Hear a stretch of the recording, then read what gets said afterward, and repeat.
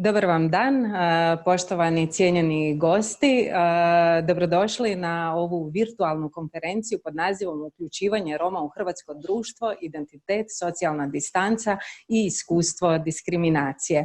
Evo, novonastale okolnosti vezane uz pandemiju COVID-19 našu su konferenciju preselile ovako u virtualni svijet, ali nadam se da to ni na koji način neće zaustaviti vaše sudjelovanje i do sad smo već primili pitanja na koja se veselimo odgovoriti.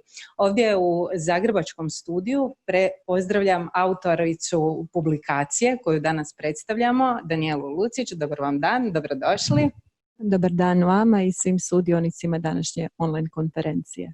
S nama je i Aleksa Đokić, voditelj službe za nacionalne manjine u Vladinom uredu za ljudska prava i nacionalne manjine. Dobar dan i vama. Dobar dan.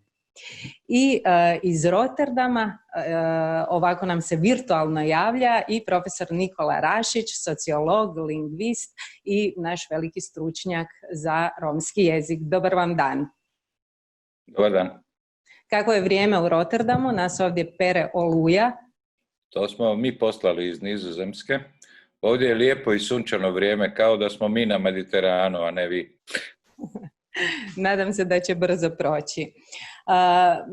Pretpostavljam da ste svi vi koji nas danas pratite uspjeli već poslušati predavanja koja su bila postavljena na našoj stranici i tu ste mogli svašta doznati. Ja sam sa velikim zanimanjem profesora Rašić slušala o svim mogućim i nemogućim jezicima za koje nisam ni znala da postoje u Indiji i kako je došlo do razvoja romskog jezika i tako dalje. O ovim podacima koja su okupljena u zbirci istraživanja baznih podataka o tome kako žive naši Romi. Danijela, hvala vam na svim sažecima koje ste nam dali. To su uvijek brojke koje nas sve skupo potresu. Kao što znate, istraživanje na terenu provedeno je prije 3 godine, to je bila 2017. Objavljena je jedna velika publikacija, ali tih podataka je bilo toliko mnogo da je Vladin ured za ljudska prava i nacionalne manjine odlučio sve te dodatne podatke objaviti u još 5 publikacija. I ova prva publikacija o kojoj mi danas govorimo jest upravo o identitetu, socijalnoj distanci i iskustvu diskriminacije. No možda da krenemo od Vladinog ureda. Taj niz podataka koje ste dobili ovim istraživanjem zasigurno vam koristi. Na koji način? Pa, Vladin ured je, čim su ti podaci postali dostupni, podatke koristi u onome što je obično manje vidljivo široj javnosti, a to su međunarodna izvješća koja Republika Hrvatska podnosi po različitim osnovama, različitim tijelima, UN-u, Vijeću Europe, OSS-u, Europskoj komisiji i tako dalje. Naravno da smo ih koristili prilikom izrada drugih nacionalnih politika za koje prilog daje Ured za ljudska prava, a dijelom nam već sada postoji osnova u diskusijama za novu strategiju, odnosno novi nacionalni planski dokument za Rome.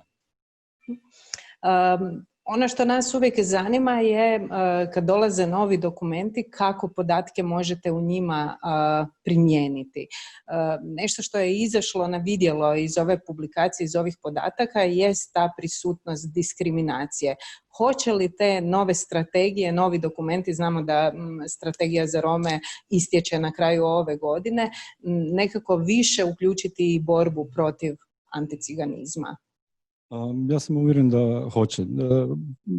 Uz prvo pitanje sam zaboravio spomenuti naravno da naše istraživanje i podatke već koriste i druga tijela, tipa uredi pučke pravobraniteljice ili civilno društvo i prilikom prijave projekata i prilikom argumentiranja, lobiranja, zagovaranja za teme do kojima nam je svima stalo.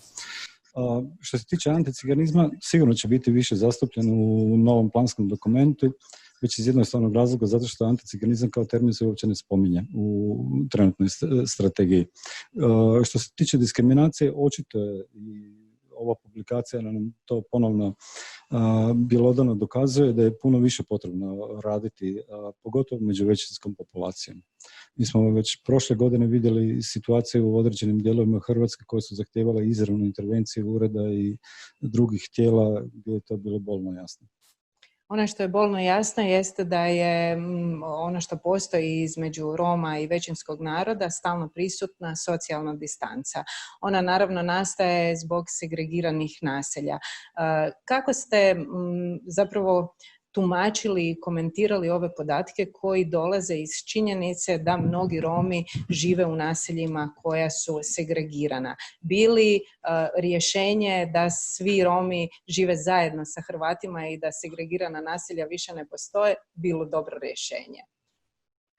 Pa zapravo ti podaci o prostornoj razmještenosti Roma jedan su od glavnih indikatora za sve druge rezultate, odnosno sve ono što smo dobili u drugim područjima, obrazovanje, zapošljavanje, socijalna skrb, zdravstvena skrb, što će se vidjeti još po publikacijama koje dolaze, dakle 4 publikacije koje su u pripremi. Sve će one pokazati da je taj prostorni razmještaj Roma vrlo važan u njihovom položaju u hrvatskom društvu. Sad ovako, što se tiče te načina rješavanja tog problema, jer očito je da oni koji su segregirani, koji su dislocirani, imaju i manje šanse, i manje uspjehe, i manje su prisutni, što u obrazovanju, što na tržištu rada, svim ovim segmentima koje sam ranije navela. Sad, ono što mi kao stručnjaci koji smo interpretirali te podatke, ali ne samo to, već i kao oni koji smo bili na terenu prikupljajući te podatke, jer u biti tu najviše možete vidjeti kako je zaista stanje. Rješenje opremanja tih naselja od kojih su neka zaista derutna i nisu dostojna uvjeta za život, po meni mislim da nije rješenje. Isto tako, potpuno preseljenje nekih naselja, čisto fizički, da se kompletno naselje premjesti negdje među većinsko stanovništvo bez ikakvog interkulturalnog dijaloga, bez ikakvog upita što Roma, što većinskog stanovništva, također nije rješenje. Imali smo primjere koji su vrlo nedavno bili, gdje smo mogli svjedočiti da nisu dobro završili, kako je to posebno u medijima ispalo, i tu se još dodatno stvara taj negativan odnos prema Roma. Ta socijalna distanca se još više produbljava. I onda moram reći, upravo ovo što zadnje vrijeme svjedočimo, odnosno što čujemo tu socijalnu distancu, nerijetko to nije ovo što se od nas traži da se zbog ovih epidemioloških mjera socijalno distanciramo, to nije, to je fizička distanca. Socijalna distanca znači nešto puno dublje, dakle da se vi društveno, kulturno povezujete. U tom smislu smatram da je za Rome, da bi jedno od rješenja možda ključno, bilo da se njih pita gdje oni žele zaista živjeti. A kad ih se pita o romskim naseljima, bili željeli izaći iz romskog naselja, kakav je onda odgovor? Ovako, da vam konkretno kažem, to pitanje nismo u anketnom istraživanju imali, da li biste se preselili. Ali smo imali pitanje da li je bilo preseljenja. Da, bilo je preseljenja u posljednjih godinu dana i svi su išli među većinsko stanovništvo. Dakle, sve te obitelji koje su stekle neke uvjete i pretpostavke su se preselile među većinsko stanovništvo. I ono što je zanimljivo u tim disperziranim okolnostima, odnosno gdje Romi žive među većinskim stanovništvom, oni su uglavnom dobro prihvaćeni. Dakle, po meni je to možda jedan trag po kojem se trebaju voditi i oni koji donose politike, dakle da se kao prvo Rome pita gdje žele živjeti. Jer ono što, skrenula sam s tim ću sad i završiti odgovor na ovo pitanje, dakle pravo na stan jest jedno od prava, ali pravo na mjesto življenja je također jedno od prava gdje vi ne možete silom reći nekome ili ostani tu ili idi tamo. Svako ima pravo na izbor mjesta življenja. Tako bi po meni trebali biti i Romi. Ništa drugačije nego svi mi, dakle većinsko stanovništvo. Pitati gdje zaista žele, stvarati im pretpostavke, uvjete strukturne da oni mogu birati mjesto svog stanovanja. Evo, to je ono što sam ja zaključila, ne samo iz podataka, kažem, nego iz ovog terenskog istraživanja koje zapravo da vam taj pravi osjećaj romskog života. Podaci su jedna stvar, ali tek ih možete zaista razumjeti kada vidite kako situacija na terenu funkcionira. Spomenuli ste romski život. Ono što čini život jesu dobrim dijelom kultura i tradicija, a nju pak čini na prvom mjestu jezik. Profesore Rašić, kojim to jezicima govore Romi u Hrvatskoj i koliko znamo o njihovom bilingvizmu? Da, Romi su tu specifična grupacija zato što nije jedan jezik koji određuje romsku etničnost, nego ih ima više. Uz to još da kažem, Romi imaju i druge specifičnosti. Naime, kad su druge manjine u pitanju, obično se radi o etničkoj i jezičnoj manjini. Te se dvije stvari ne poklapaju. Naprimjer, ima Mađara koji ne znaju mađarski, ali se u etničkom smislu osjećaju Mađarima, kao što ima Hrvata koji govore talijanski svakodnevno kao prvi jezik, a ipak se etnički smatraju Hrvatima. Jel? Međutim, kod Romi su znači etnička, jezična zajednica i ovo o čemu je kolegica Danijela govorila, oni su socijalna zajednica i to je ono što je jako karakteristično za Rome. Naime, nijedna druga nacionalna manjina nije ujedno i socijalna zajednica. I Danijela je upravo spomenula ogromne socijalne probleme od kojih je stanovanje samo jedan to je zapošljavanje, obrazovanje. Tako da bih ja rekao da je jezično pitanje jedno od manje bitnih u slučaju romske populacije. Naravno, ja sam lingvist, meni je ono najvažnije, ali Romi su kao prvo gdje god žive uvijek dvojezični, a nekad su jednojezični kad ne znaju romskih jezika, ali kod nas imamo situaciju da, pa možda više od polovine nemamo sasvim točnih podataka, ali negdje preko 50% Roma govori rumunjski jezik. To se kod nas najčešće naziva bajaški, jer ta skupina Roma se zove bajaši, što dolazi od zapravo rumunjske i riječi banjaši ili i mađarske riječ je istoga zvuka, ali podrijetlom je to rumunjska riječ rudari. Znači oni su porijeklom rudari negdje iz Rumunjske i donijeli su sa sobom rumunjski jezik. To je naprosto dijalekt rumunjskog jezika koji naravno pretrpio značajne utjecaje hrvatskoga i to je jedan najveći jezik vjerojatno. Druga skupina Roma govori romski jezik, međutim tu ima više dijalekata. Najveća skupina su bosanski Romi. To smo rekli u izlaganju. Starih hrvatskih Roma ima vrlo malo jer su za vrijeme NDH-zije zapravo istrebljeni, jedva nekih 400 je preživjelo. Kasnije se poslije Drugog svjetskog rata doselilo jako puno Roma iz Bosne i Hercegovine i većina njih još uvijek govori romski jezik. Oni govore vlaškim dijalektom, da kažeš, to je jedna velika skupina, najveća možda, najviše Roma na svijetu govori nekim vlaškim govorom. To znači to je indijski romski jezik, indoarijski jezik koji je pretrpio velik utjecaj rumunjskog. Uglavnom ima riječi iz rumunjskog, a ima i nekih strukturalnih osobina, mada ima i nekih starih stvari koje nema u drugim dijalektima. Drugi dijalekti koji su za nas bitni su takozvani balkanski dijalekti i to su kod nas su to većinom Romi iz Makedonije, a ti se dijalekti govore na Kosovu i Južnoj Srbiji, otkuda isto ima Roma u Hrvatskoj. Taj dijalekt zovemo arlijski. Ovaj prvi, vlaški, zovemo gurbetski. Razlike su otprilike kao između kajkavskog i štokavskog, da kažemo. Znači, možemo se razumjeti, ali ponekad ima problema. Razlike su tome da gurbeti uglavnom uzimaju riječi one koje nisu indoarijske, uzimaju iz rumunjskog jezika, dok su u ovim balkanskim dijalektima najveći prinos je zapravo turski, da je turski jezik i naravno grčki, a toga ima u svim dijalektima, ali u Makedoniji, na Kosovu, postoji još jedna skupina takozvani sjeverno-balkanskih dijalekata, to su u našem slučaju Bugurdžije, njih ima vrlo malo u Hrvatskoj, inače ih nema puno. Znači zapravo imamo, rekli bismo, dva jezika i unutar romskog jezika dva značajnija dijalekta, a opet unutar tog vlaškog kompleksa, recimo Lovari u okolici Bjelovara uglavnom, oni govore i Hanjari, to su manje skupine, oni govore sjeverno-vlaškim govorima koji se opet dosta razlikuju od ovih bosanskih. Međutim, razumijevanje nije u pitanju. To je jedan jezik, to su, govorimo kao, otprilike to kao kad se sretnu neko iz Komiže ili netko iz Bednje, negdje se nađu u sredini i jedino što je dobro da su oba ta dijalekta relativno dobro normirana za sada, znači postoje udžbenici, rječnici, gramatike i u principu se može... Gospodine Rašić, prije nego što nastavimo, činilo se ovako na prvo jednostavno pitanje kojim jezikom govore naši Romi, ali evo jasno je da nije samo tako, da je odgovor puno složeniji.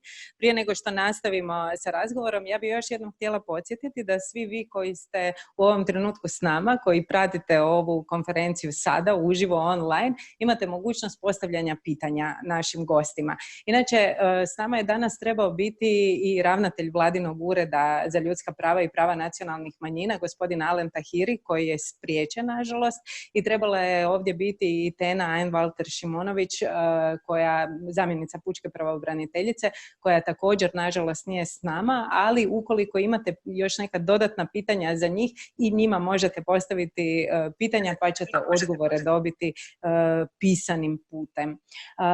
Gospodine Rašić, od vas bih najmanje očekivala da ćete reći da jezik nije toliko važan, ali naravno da budući da govorimo o temi o kojoj govorimo, posve razumijem vaš komentar. Ono što vas ipak hoću pitati, koliko je zapravo važno da se romski jezik uči, koliko romskom jeziku prijeti nestajanje kao što to prijeti mnogim jezicima manjina?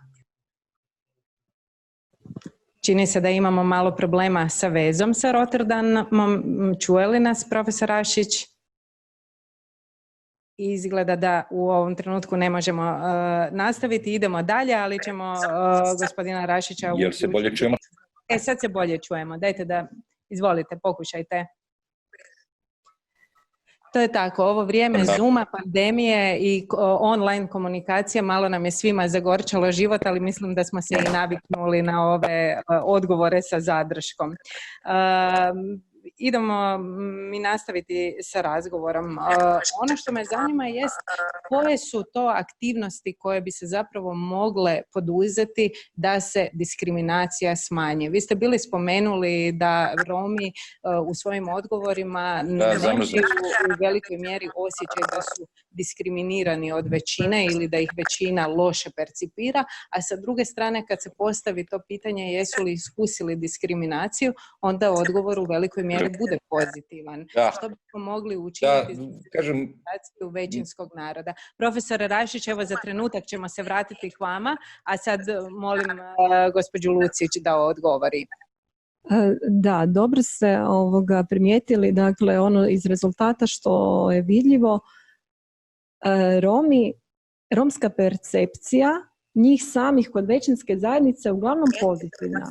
Oni smatraju da oni njih vide dominantno pozitivnima. Dakle, bilo koji negativni aspekt koji se vezuje uz Rome, oni ga odbijaju. Oni smatraju da to nije tako u većinskom stanovništvu.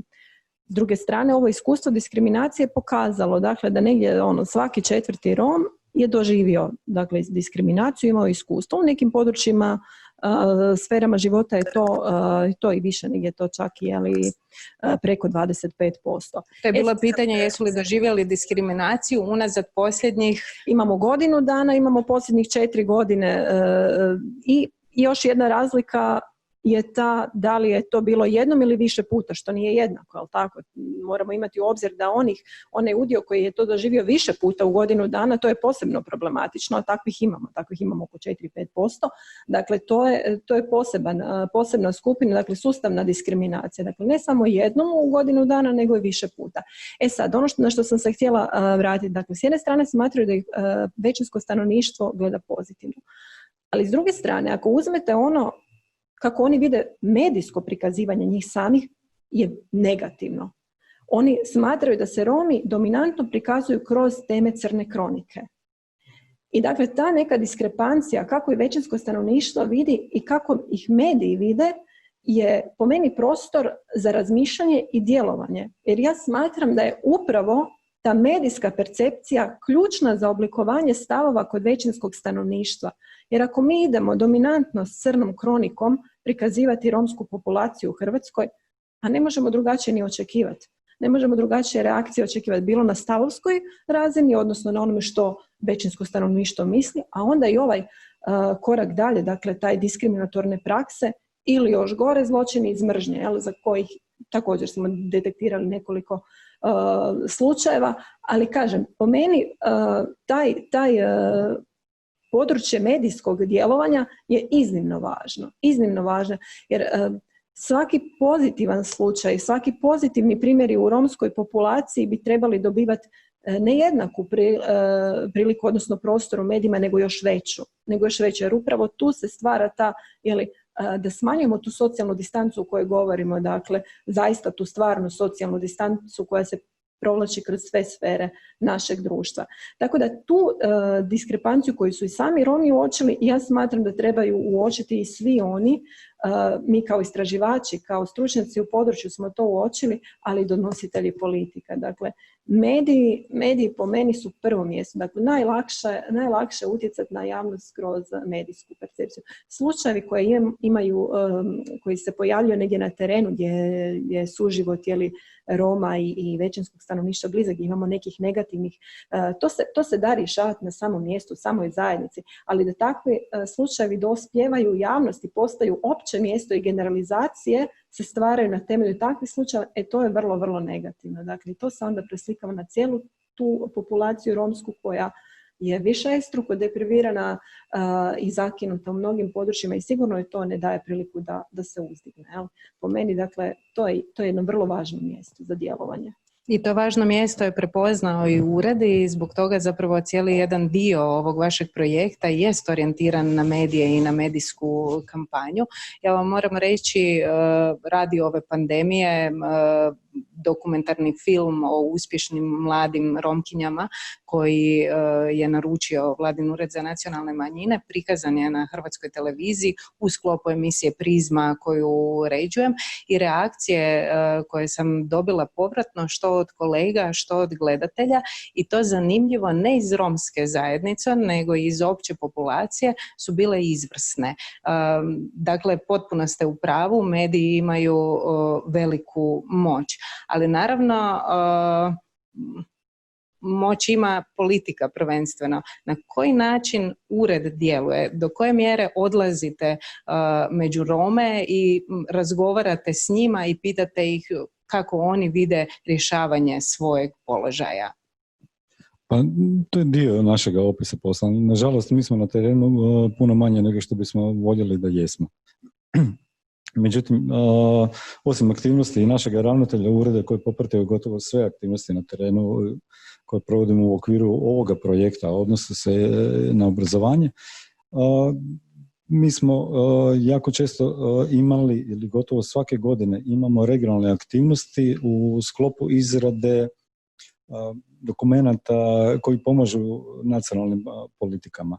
Prošle godine smo proveli dobar dio vremena u Međimurju direktno razgovarajući sa svim lokalnim dionicima, kako na regionalnoj, tako i na lokalnoj razini. S obzirom da u planu imamo više projekata financiranih iz Europskog socijalnog fonda, uopće ne sumnjam da ćemo na terenu biti još nazočniji nego što smo sada. S druge strane, mi pokušavamo raditi sa vijećima nacionalnih manjina, kako romskim, tako i drugih nacionalnih manjina, što nam daje još jedan dodatan povod za našu nazočnost na terenu. Hvala vam lijepa. Zanima me kakva je situacija sa našom vezom iz Rotterdama. Gospodine Rašić, čujete li nas? Ali mi vas sada ne čujemo. Izgleda da imate isključen mikrofon. Sad vas čujemo, izvrsno. Vraćamo se k vama natrag po odgovor na pitanje koliko je romski jezik ugrožen, koliko mu prijeti nestajanje, kao to što to jest slučaj sa malim jezicima, iako nisam baš sigurna da romski možemo svrstati u male jezike. Da, romski je jedan od najproširenijih europskih jezika, ima ga u svim zemljama. Međutim, rekli smo da Romi su uvijek dvojezični. Kad postoje dva jezika, u sociolingvistici kažu jedan je obično viška. Naime, Romi kod nas znaju i hrvatski i svoj jezik, i jako je bitno da Romi znaju, to je bitno za sve manjine, da jako dobro vladaju hrvatskim jezikom. To, nažalost, često nije slučaj upravo zbog ove socijalne distance o kojoj se govori, o slabog pristupa obrazovanju i niza drugih razloga. Ali to je prvi uvjet da se smanji socijalna distanca i da se Romi ravnopravno uključuju u društvo. Drugi je, to je potreba da pređemo od tretiranja romske zajednice kao socijalne zajednice, da ne kažem socijalnog problema, i da se Romi mogu razvijati kao etnička zajednica. I unutar toga onda i da se razvijaju posebne jezične zajednice. Tako da je prisutan je trend, i on je stalno, još je, kažem, Rade Uhlik govorio o tome da će se romski jezik izgubiti. Međutim, evo, 60-70 godina nakon njegovih istraživanja još uvijek se romski nije izgubio i u nekim sredinama je vrlo živ. Međutim, to je jako bitno za identitet. Naime, gledajte, kad pređemo na neki drugi jezik, ja na primjer živim u Nizozemskoj i naše dijete još uvijek govori hrvatski, sretni smo zbog toga i jako smo se trudili, u našem domu se govori samo naš jezik, ali imamo primjera drugih. Onog časa kad se prestane govoriti jezik, onda nestaje i etnički identitet. A onda je pitanje, onda dolazi do raznih problema. Rom, kad ne govori više svoj jezik, zapravo ostaje samo jedna stvar. Oni više nisu etnička zajednica, nisu jezična, ostaje samo socijalna skupina. Ja to obično kažem, onda Romi postaju cigani. Sa svim, pod navodnicima, značenjima tog termina. Znači, ako želimo, jezik treba održavati. I sad, na tome se relativno malo radi u Hrvatskoj. Ja pratim romski jezik i jezične zajednice u cijelom svijetu. U Europi ima, recimo, u susjednoj Mađarskoj, na primjer, kad već govorimo o Bajašima, tamo postoji jako intenzivan program razvoja. Na primjer, evo ovdje, ako vidite, ovo je, na primjer, bajaška gramatika, bajašnjeltan na mađarskom jeziku, naravno. Onda to je od Ane Oršoš, zatim imamo tu veliki, jedan od nekoliko bajaških rječnika, pa onda, ali ne samo za bajaški, nego recimo naši susjedi, to je samo par minuta od Međimurja. Kad pređemo granicu, ovo je zapravo lovarski, to je udžbenik romskog jezika. Pa onda ovdje imam, recimo, ovo su testovi za školu, pogledajte. To je, znači, postoji... Mađarski. Kod naših susjeda Mađara u Pečuhu na sveučilištu se radi. Mi imamo, pojavilo se nekoliko rječnika, evo ovaj jedan je bio prvi, recimo, to je Trajko Petrovski Kasum Cana, izvrstan rječnik, arlijskoga, jel? Pa imamo isto tako jako dobar rječnik. Za koji ste vi pitali gramatiku? Da, to je, ali gledajte, to su, ono što sam htio reći, ta moja gramatika i rječnik koji je Zoran Lapov zapravo napravio na osnovu materijala gospodina Kajtazija, to su izvrsni rječnici, ali moja gramatika, recimo, to je znanstveni rad, ona je zapravo komparacija nekoliko romskih, to je kao sad da vam da neko da napišete zajedničku gramatiku čakavskog, štokavskog i kajkavskog. Jel? To je za stručnjake. Ono što bi trebalo da se jezik održi, trebalo bi jako puno, ovo su samo počeci koji imamo, čak ni ta gramatika je znanstvena. Trebalo bi, na primjer, napraviti školsku gramatiku, i to nekoliko. Znači, bosansku, lovarsku,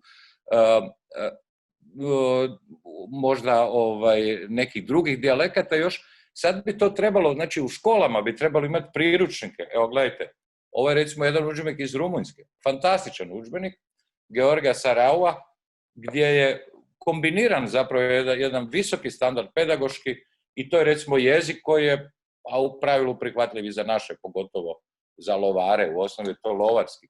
Pa imamo, evo recimo ovo iz Makedonije. Od Makedonaca bi moglo učiti, to je za arlijski. Sasvim pogodan, recimo, školski udžbenik za prve razrede. Kod nas, međutim, ovo je iz Srbije, zanimljivo, na ćirilici. Oni koriste oba pisma, ali u zadnje vrijeme uglavnom latinicu. Pa onda imamo od naših hrvatskih pokrajine u Austriji, ovo iz Burgenlanda, gdje postoji jedan nevjerovatno ambiciozan program čuvanja romskog jezika. Tamo Romi žive u hrvatskim selima i to je vrlo zanimljiva situacija za nas iz Hrvatske.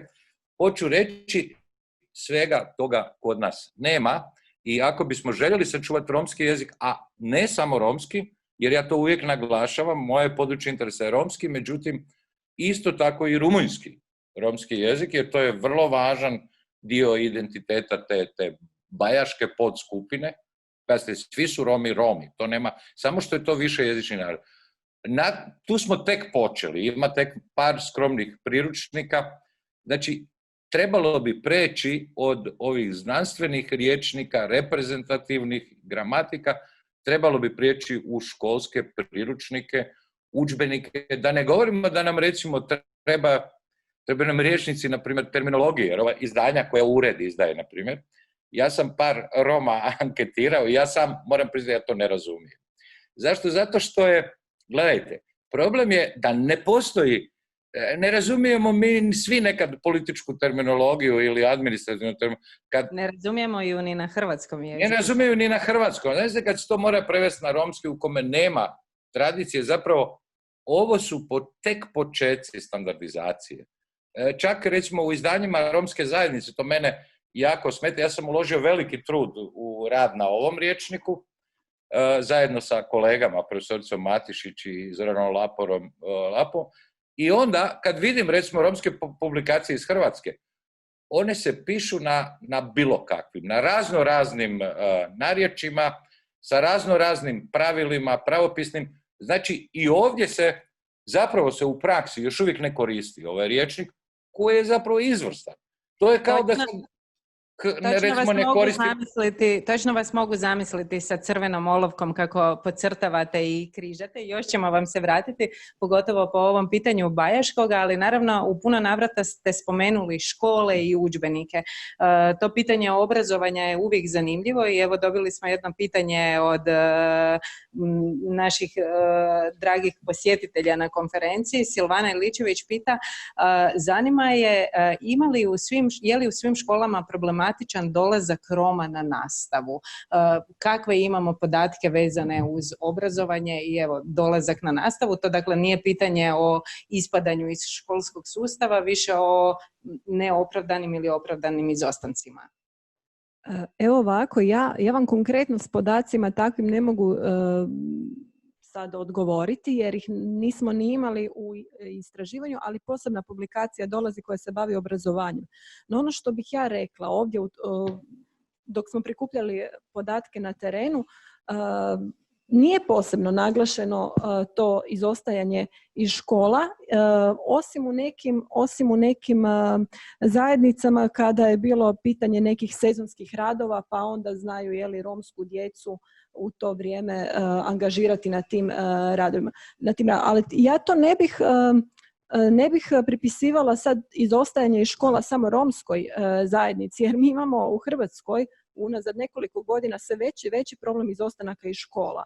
Dakle, izostanci iz škola su jedan generalan problem u obrazovnom sustavu Hrvatske i sad posebno stavljati naglasak na romsku populaciju ovdje mislim da ne bi bilo opravdano, posebno zato što nemamo te podatke u tim satima, znači izostanaka. To bi valjalo provjeriti, to bi se možda i dalo na neki način provjeriti, automatski stavljati stigmu da su oni ti možda koji više izostaju, mislim da nije opravdano, a pretpostavljam da nije ni utemeljeno u empirijskim podacima, jer kažem, ako ćemo možda nekako i ovako ljudski gledati, ako oni izostaju kada idu raditi, njihovi angažiraju u nekom poslu, što naravno nije opravdano, ali većinsko stanovništvo kad izostaje, da li idu raditi, vjerojatno ne idu. Tako da možemo tu gledati taj strukturni problem. Izostanak jednog Roma u naselju Saprag, Sisak, kada je sezona prikupljanja žira, da li se može jednoznačno staviti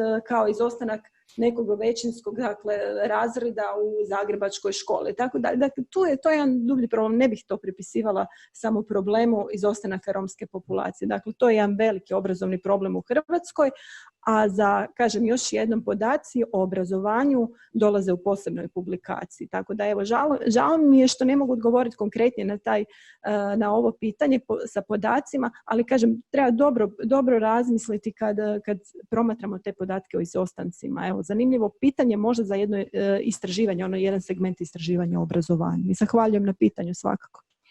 Rekli ste već, dolaze nam još 4 publikacije. Koje su to, gospodine Đokić, publikacije koje nam predstoje? Pa, publikacije koje ćemo dalje objaviti su, jedna je posvećena obrazovanju i zapošljavanju, kao što je kolegica Daniela rekla. Imat ćemo posebnu publikaciju o zdravstvenoj zaštiti i socijalnoj skrbi, jedna je o prostorno uređenje stanovanja i zaštita okoliša i publikacija tema na kojoj uvijek inzistiramo, a to je žene, djece, mlade, u kojoj će se posebno obratiti njihov položaj. U ovom filmu svoje, koji sam spomenula malo prije, koji je naručio Vladin ured,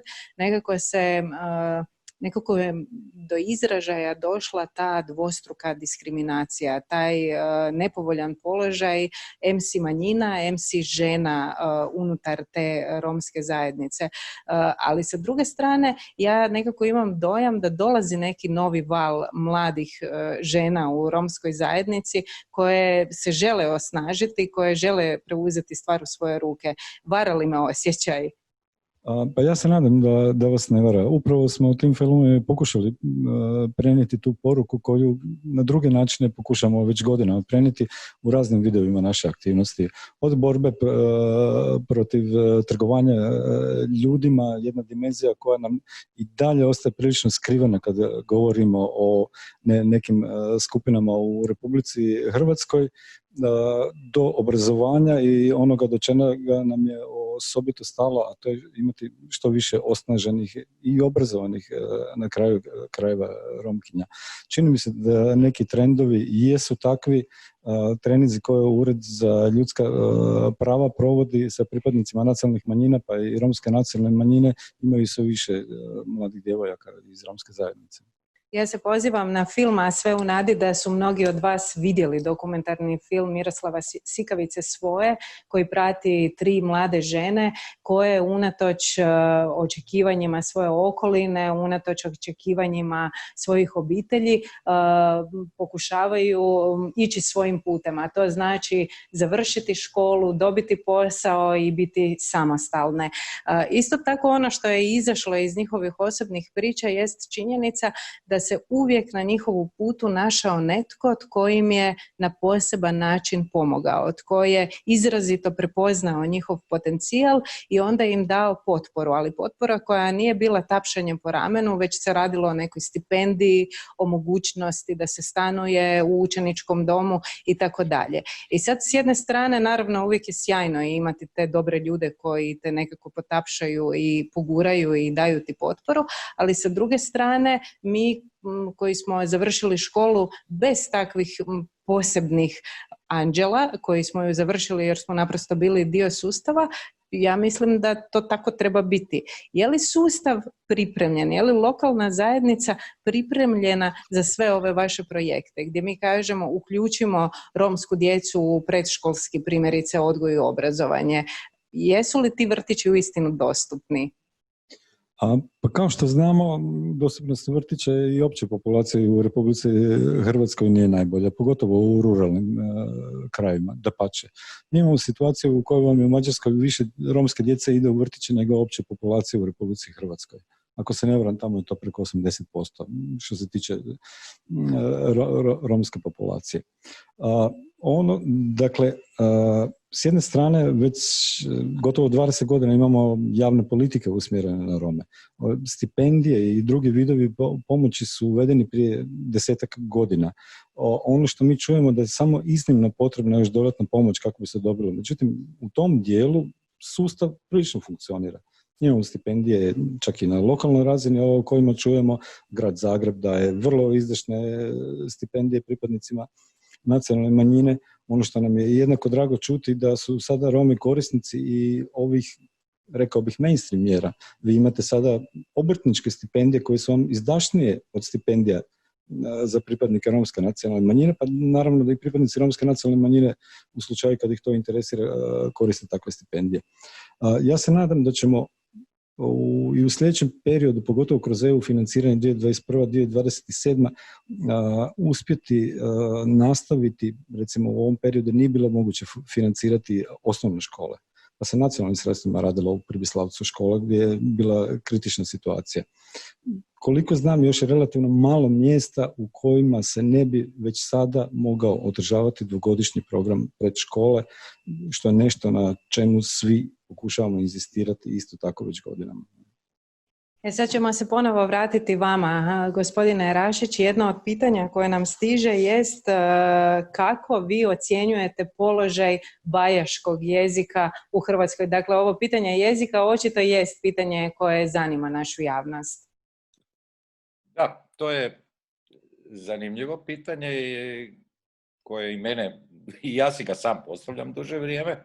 Naime, za romski jezik, znači ovaj indoarijski romski, ima u cijelom svijetu, ima hrpa stručnjaka koji se time bave, ima jako puno publikacija i puno se radi na tome. Međutim, bajaški je nešto specifično. Ja sam već jednom rekao da je to zapravo rumunjski jezik.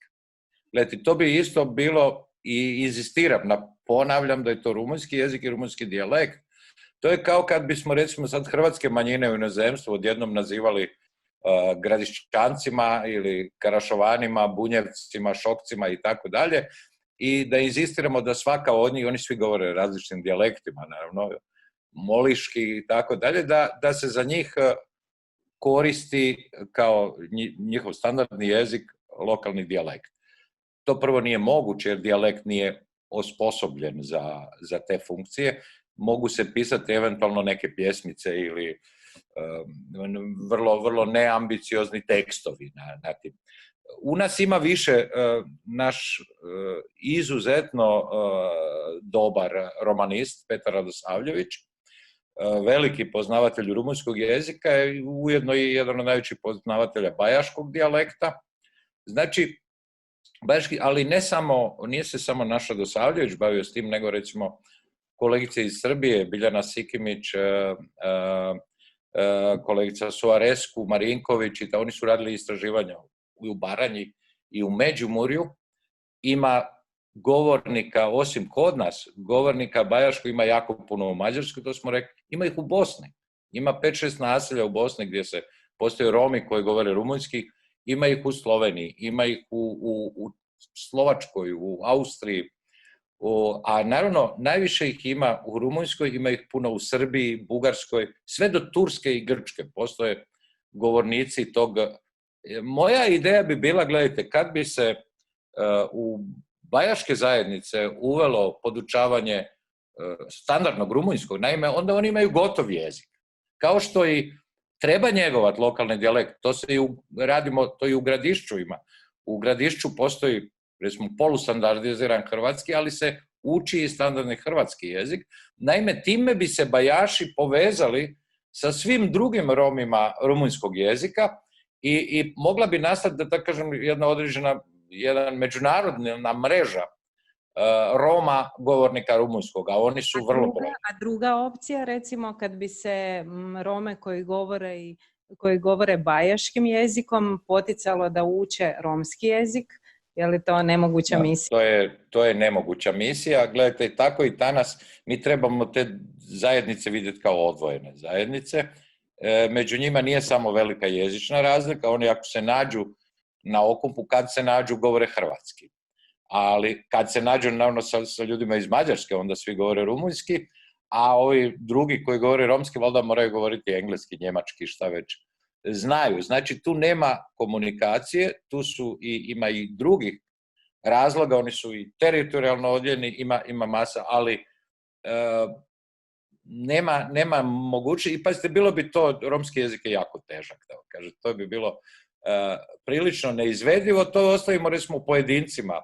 Ima takvih, recimo, španjolskih Roma koji su naučili romski i čak pišu na romskom jeziku, ali to nije realna opcija. Znači, ono što bi ovdje imali bismo naši, recimo, međimurski bajaši imaju onako, oni moraju naučiti 2 oblika hrvatskog, međimurski dijalekt, koji oni naravno usvoje automatski, ali u međimurskoj sredini, zatim standardni hrvatski, što nekad može biti problem za sve Međimurce, pogotovo one nižeg obrazovanja.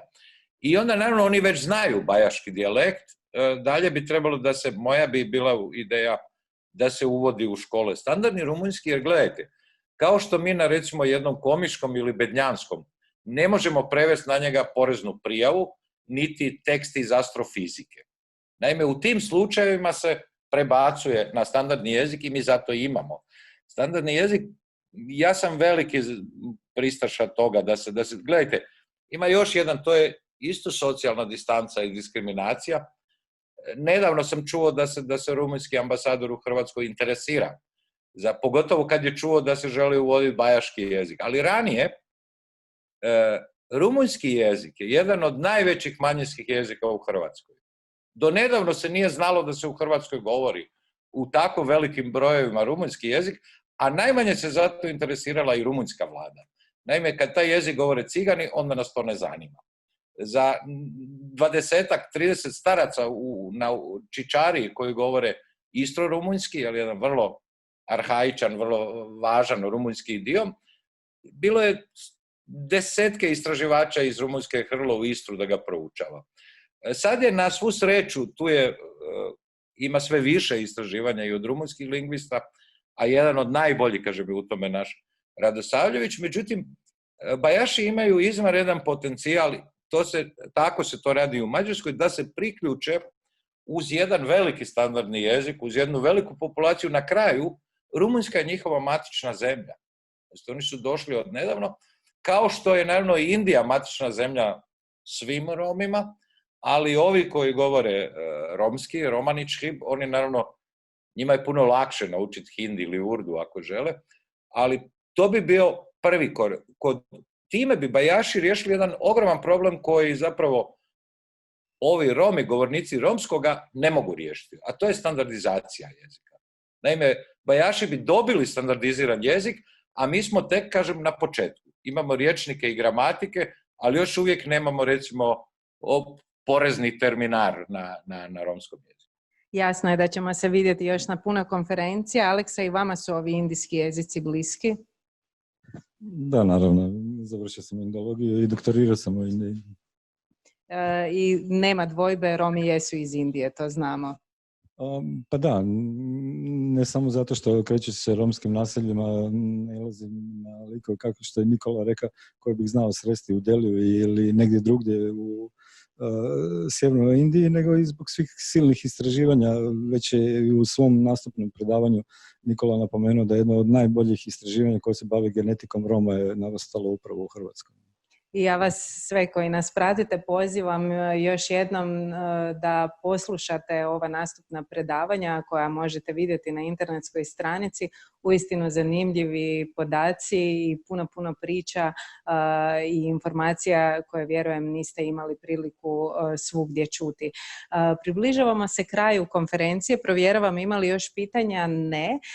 Osim što je ova publikacija dala mnoge podatke koji su interpretirani, vi ste naravno dali i preporuke. Koje su to preporuke?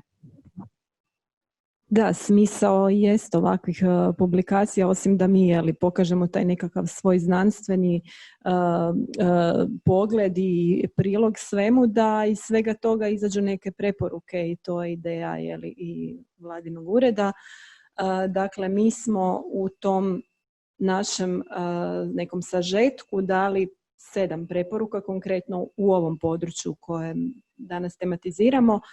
No ja ću ih objediniti, jer neću sad 7 navoditi taksativno, budući da su sve međusobno povezane, a vrlo velikim dijelom smo ih dotaknuli u svojim odgovorima na pitanje. Evo i kolega Rašić je spomenuo jedan način rješavanja tog jezičnog problema i odnosno očuvanja te identitetske posebnosti, te kulturne različitosti Roma koja je zaista važna i koja je bogatstvo jednog naroda, jedne zajednice i na čemu treba da kako raditi. Evo, kažem, čuli smo jedan od prijedloga nekoga koji je zaista ekspert u tom području. Što se tiče nekih drugih preporuka koje su proizašle iz ovoga istraživanja, mi smo se koncentrirali, odnosno jedan početni dio cijele te priče za ostvarenje tih politika jest zajednički rad, odnosno zajedničko sudjelovanje sve 3 razine aktera koje smo mi prepoznali kao 3 razine, a to je prije svega stanovništvo romsko, tako, koje neovisno o tome da li živi dislocirano ili disperzirano.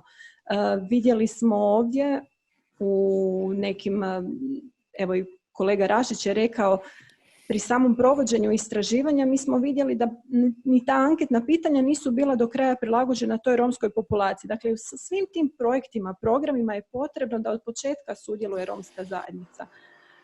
Užasno je važno to da oni budu uključeni u takve programe, jer to je njihov input i to je ono zaista što oni osjećaju, što njima treba. Evo tu je ono pitanje koje ste mi prvo postavili o tome koje je rješenje njihove prostorne segregacije. Upravo to, njih uključiti u programe, što oni žele, kako oni vide ostvarenje toga. Jer jedna stvar je pogled politički, druga stvar je znanstveni. A početak svega je ta njihov pogled na stvarnost. Evo, tako da je to je jedna od preporuka, dakle, uključiti aktivno to stanovništvo i ovdje moram pohvaliti posebno napore ureda i tu ideju, jer je u istraživanje samo i prikupljanje podataka bila uključena romska nacionalna manjina. Dakle, mi smo imali velik broj anketara na terenu koji su Romi. I ja ću ovdje izdvojiti jedan moj, moram reći tako, osobni uspjeh, najveći uspjeh koji smatram u ovom projektu je da sam upoznala sjajne mlade ljude. Od toga jedan mladi Rom je zaista pokazao nevjerojatnu angažiranost, predanost poslu. Ja sam ga preporučila u jednu gradsku tvrtku i on je tamo zaposlen. On je, i što je meni bilo nevjerojatno drago, on mi se javljao, zahvaljivao, a ja sam ga samo pitala kako si prihvaćen. On je rekao da je savršeno prihvaćen u toj zajednici. Znači vi ste bili jedan od onih anđela o kojima smo malo prije govorili. To ste me prisjetili, ali to je bilo davno, bilo je prije 3 godine. Zaboravila sam na tu priču, ali stvarno smatram da su takvi slučajevi, jer evo, to je konkretan rezultat činjenice da su Romi bili uključeni od početka, da vi prepoznate, naravno, njih ne možemo za svakog pojedinačno na taj način raditi, ali tu se vidi, dakle, da je njihova uključenost jedna od pretpostavki za njihov uspjeh dalje u svim područjima. Evo, to je recimo ta jedna razina koja mora biti, koja je početak priče. Možda ću vas, dopustit ću naravno da nastavite sa ovim preporukama, ali samo da pročitam jedan komentar koji je stigao dok razgovaramo.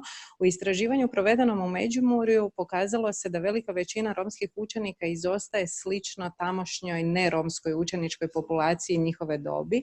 Ključni problem je nekoliko njih koji izostaju od 50% na više nastave u jednoj školskoj godini. Oni čine osobito osjetljivu podgrupu o kojoj se malo zna, kaže Vedrana. I to možda jest isto zanimljivo za istaknuti. Apsolutno, to je upravo ono što smo na neki način i sugerirali, ne znajući empirijsko stanje, odnosno stanje na terenu, ali da ne možemo dakle, odvojeno promatrati taj slučaj izbivanja s nastave samo za romsku populaciju. Ako ima, to je određena uvijek manja grupa, dakle nikada generalizacije nisu dobre, to vidimo i u ovom istraživanju, ali evo, drago mi je da smo dobili i taj komentar, evo, zahvaljujem na njemu. Dakle, da se vratim, stanovništvo je početak svega, ono koje odlučuje, dakle, koje sugerira i koje daje inpute za sve daljne korake. Svaki program, svaki plan mora imati taj input sa terena.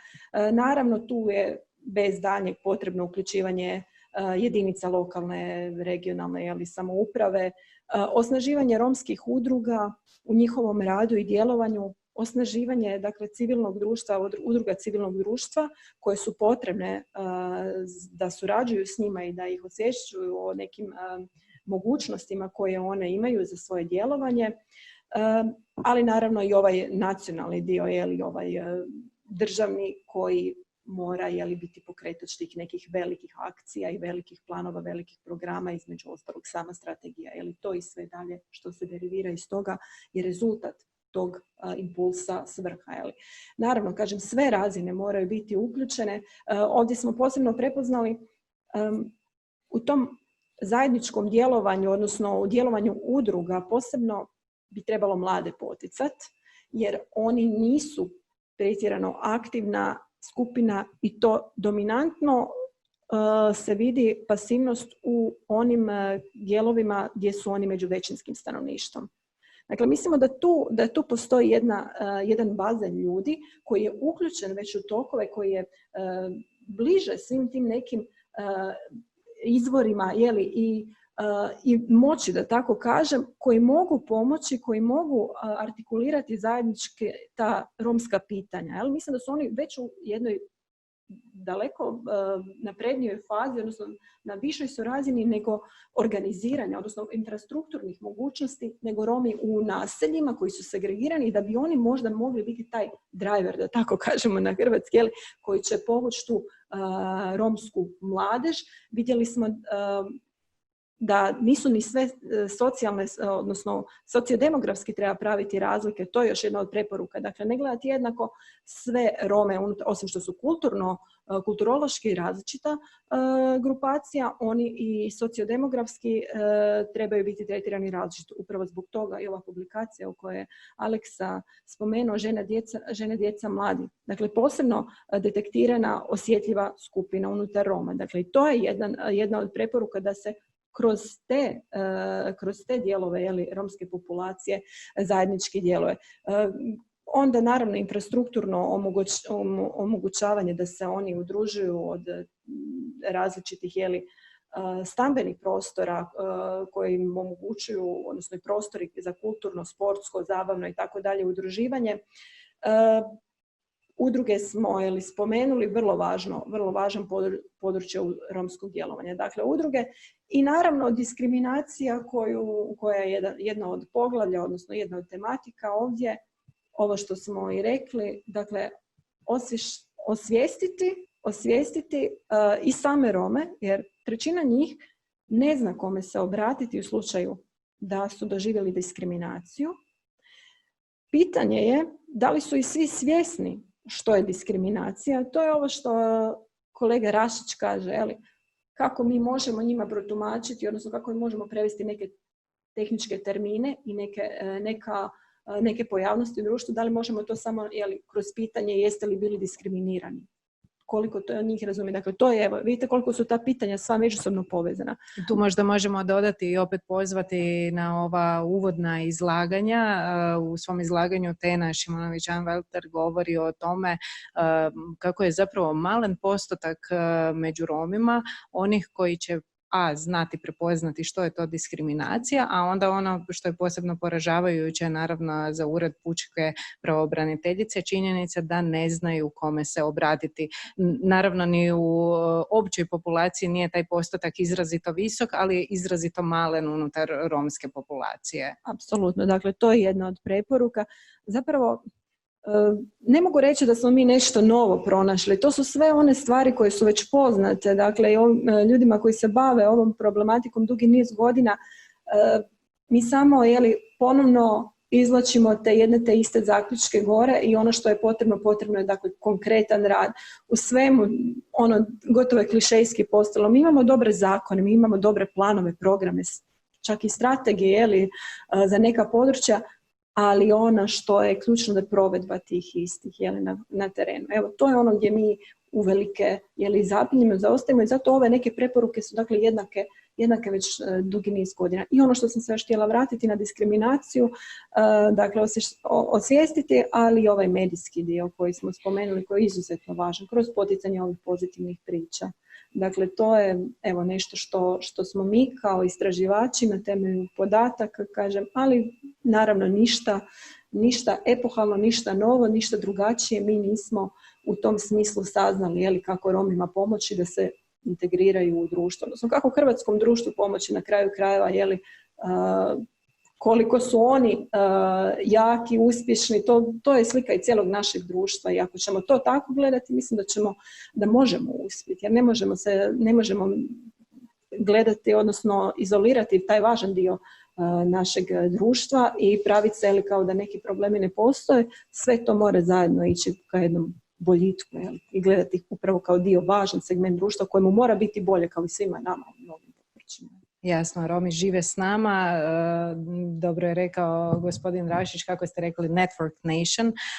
Spominjete medije i ja sad moram mrvicu privatizirati i vama koji nas pratite ovako došapnuti da ćete vjerojatno uskoro u programu Hrvatske televizije upravo u emisiji Prizma moći vidjeti čitav ciklus reportaža o mladim uspješnim ljudima, a koji je uistinu nastao kroz ovaj projekt Vladinog ureda za ljudska prava i prava nacionalnih manjina. Mislim da je produkcija Fade In.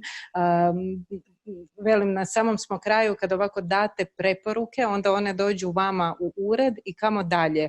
Tko to onda čuje, osim nas, koliko nas je u ovom trenutku ovdje na konferenciji, koji se vjerojatno svi slažemo i potpisujemo sve ovo što je rečeno danas.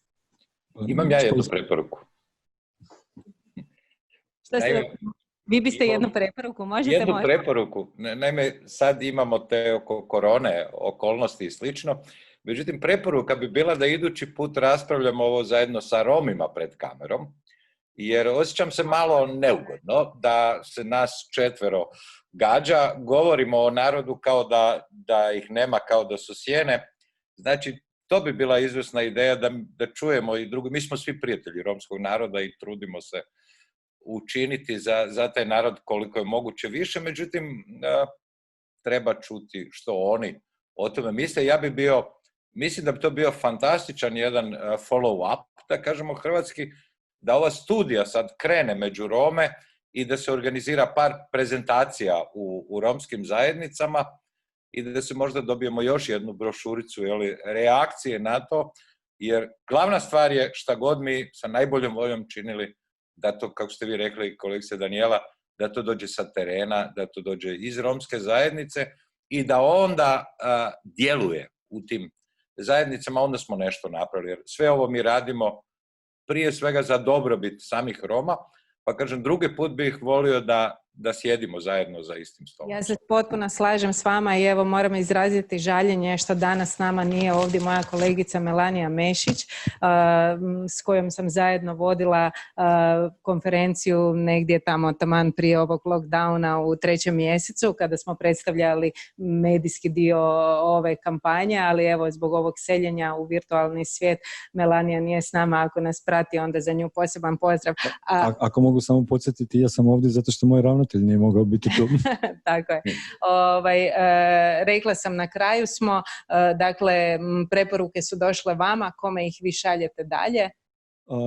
Preporuke su nešto što ćemo mi ugraditi uz ostale preporuke i međunarodnih tijela i iz naših prethodnih aktivnosti, prezentirati svim nadležnim tijelima i tijekom izrade novog nacionalnog plana za Rome, onda nadam se jednako tako i na regionalnoj i lokalnoj razini. S jedne strane samim opet nadležnim tijelama, županijama, općinama, jedinicama lokalne samouprave, s drugim stranima samim romskim predstavnicima, romskim vijećima i romskim zajednicima. Kako bismo čim prije, nadamo se do kraja godine ili početkom sljedeće godine, imali novi nacionalni plan za Rome.